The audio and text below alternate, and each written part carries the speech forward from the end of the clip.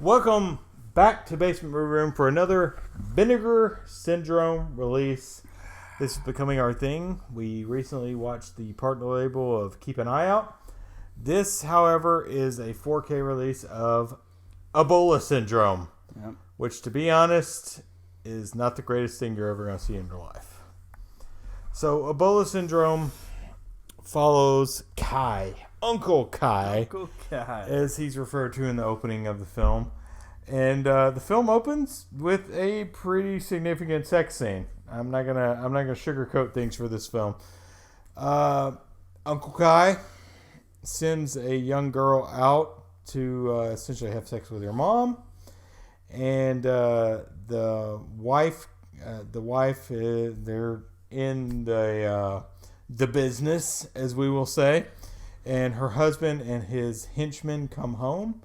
We find out that Kai kind of works for this criminal, and Kai immediately kills everyone except the young girl, basically. Brutally murders everyone in the apartment. This film does not hold back. Brutality. Yeah, no, it does not hold back at all.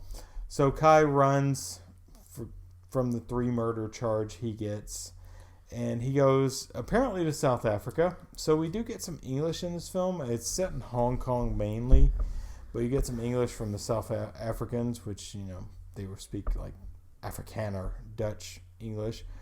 But Kai works for a Chinese restaurant in South Africa somewhere. And him and his boss's wife don't get along very much. But him and his boss go out to a tribe after they are like overcharged for pig meat, for pork. So they go up to a tribe to buy some pork, and when they're out there, it seems like this tribe is infected with some disease. They don't care. They're just there to get pork. And then Kai, of course, being the sorry son of a bitch he is, finds one of the sick tribe's members and rapes her, essentially, and she pukes in his face, and he is infected with Ebola. He goes back. They take him back to the restaurant. The boss is taking care of him because he's cheap labor, because he's a fugitive. The boss knows everything. The boss knows he's a fugitive. The boss knows he's just cheap labor. And essentially, Kai recovers from Ebola pretty quickly, actually. I guess it doesn't take long at all. Yeah, he's a host. And supposedly he's a host, so it really doesn't. Yeah, he's a host. He's a super spreader. Yeah, they like that. Super spreader. Which, in this day and age, we know what that is. Saw a lot of what we're going through right now. Kai's a super spreader and a sociopath. Yeah. Kai ends up killing his boss when his boss comes in, finding him trying to rape his wife. He rapes the wife and kills her. Yeah. So, this is not for the faint of heart. This is not a movie for the faint of heart at all. Yeah, you're going to want to be prepared for some pretty sadistic violence in this movie. They don't hold back at all. Yeah. So, Kai kills his boss. Kills his boss's wife and rapes her. And kills, another guy who works there as well. Mm-hmm. And makes burgers out of them. And feeds them to the people, which are infected with Ebola. So, there's an Ebola outbreak in South Africa. And then in Hong Kong. And then Kai leaves again, goes back to Hong Kong, and connects with his old girlfriend, and starts an Ebola outbreak there, which... So, the weird thing is, in South Africa, we get the daughter that he left alive earlier, at the first of the film, that, recognizes him somewhat, and then all of a sudden she's back in Hong Kong. This movie is not the greatest plot in the world, to be honest. So she's back in Hong Kong, and I could never place if she was police or if she was just working with police. It was never clear, to be honest. Well, she felt like she needed to work with the police after she felt like she saw him in South Africa. Yeah. Which clearly he didn't look any different. Yeah. So she should have recognized literally him. Identical. I mean, they looked at each other. Yeah, the daughter grows up 10, 15 years, and Kai remains exactly the same. Yeah. So he's back in South Africa, reconnecting with his old girlfriend, and basically just spreading Ebola throughout the area that he's in.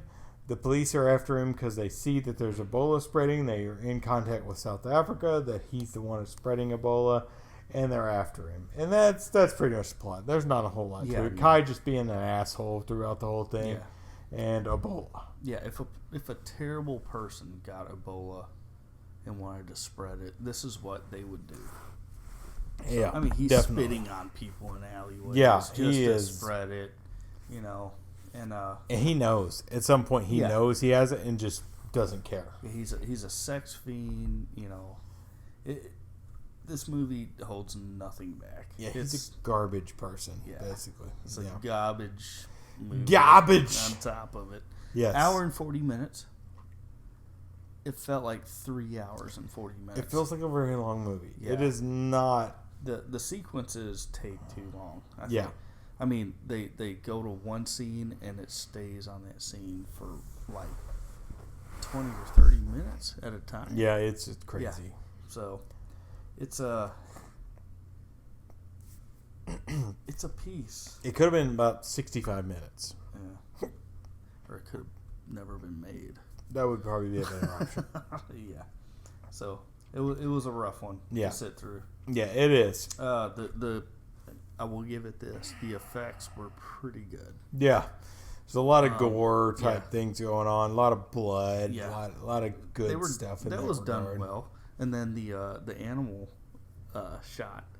You're like, oh man, that's that's your stock photo, but the cheetah was right there with them. Yeah, they have the cheetahs and they have the giraffes and stuff, but some of it's stock. But then they do have a cheetah right there with them. It looked like, at least it looked like it looked pretty good.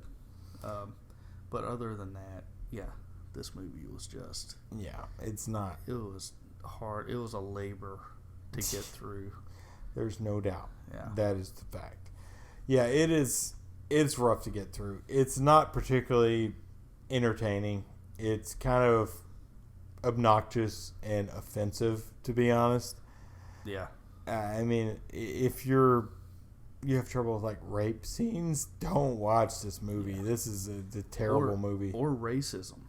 Racism. There's so much racism in this movie. And I'll be honest, across the board, the South Africa racism's not that unbelievable because it's pretty clear that Afrikaners in South Africa are probably racist. Yeah. Not guaranteed.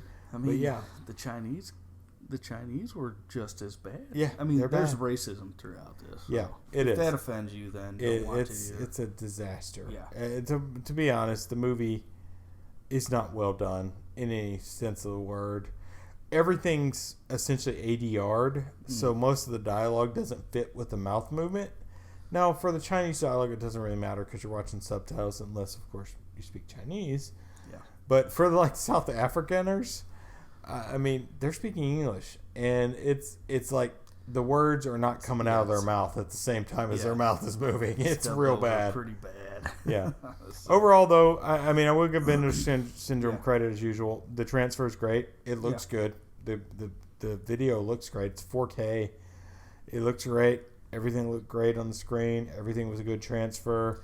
Makes you wonder if they fixed up that cheetah scene. Yeah, they to might make it look pretty good because that looked pretty good. Yeah, it's all good. well done. Yeah. But I don't know that it's worth watching. To be honest, I can't recommend it. I'd walk away from this. Yeah, this is a walkout for sure. You know, unless you want like a good laugh. Yeah. And you're a little sadistic. Yeah. You got to be a little sadistic to watch this movie. Yeah. So. You want some Ebola? No thanks. I'll stick with COVID, which I had a few weeks ago. Yeah. Just had to break out the good stock. Omicron. Yeah. So this movie is not a recommendation for me. I mean, if you don't already own it through Vinegar Syndrome, I can't see any reason to buy it. It's not good. It is insane. It's an insane movie. Yeah. I don't know what they were thinking when they made it, but it's insane. Yeah.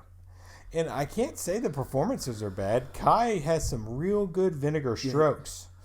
He played a really good villain. His sex faces are amazing. Oh gosh, yeah. Yeah, okay. If you do watch this movie, enjoy the the sex faces. Yeah, they're hilarious. Yeah.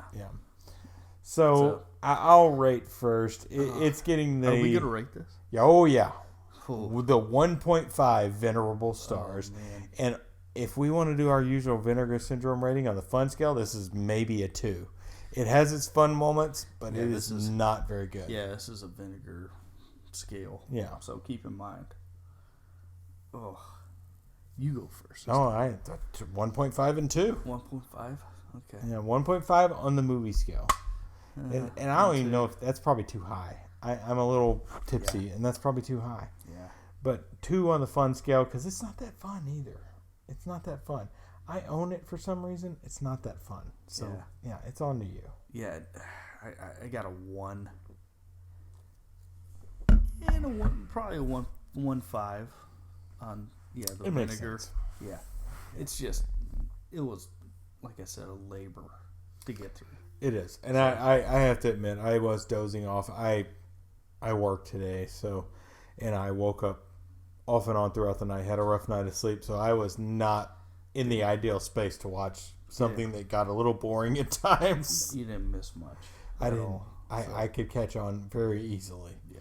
So, yeah, I mean, this is getting a do not recommend from me. I'm not going to recommend it. If you already own it, sure, give it a watch. But if you don't own it, don't buy it through Vinegar Syndrome. Find a free way to watch it, to be honest, if you really want to watch it. Don't pirate. I don't encourage piracy. He'll sell it to you half off. No, I will have this forever because I'm fucking stupid. All right. That's all I got. Anything else? No. Thanks for watching Basement Movie Room. We'll see you next time. Cheers.